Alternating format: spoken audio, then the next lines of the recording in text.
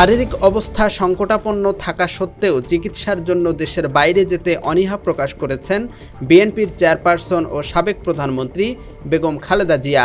রাজধানীর এভারকেয়ার হাসপাতালের coronary care ইউনিটে জীবন মৃত্যুর সন্ধিক্ষণে থেকেও তিনি নিজ দেশেই চিকিৎসা সেবা অব্যাহত রাখার ইচ্ছা পোষণ করেছেন।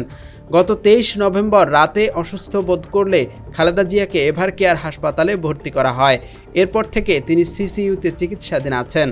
বর্তমানে তার শারীরিক অবস্থা অত্যন্ত সংকটাপন্ন।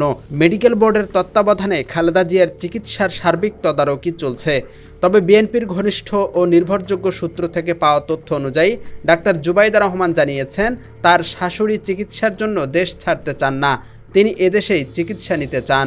দেশের নাম্বার 1 ট্রেডিং অ্যাপ নিফটি ফার্স্টে পাচ্ছেন ট্রেডিং এর সব সুবিধা, dual exchange access, company analysis, portfolio তৈরি করা সহ আরও অনেক ইউনিক ফিচারের সাথে ট্রেড করতে ডাউনলোড করুন এক্ষুনি।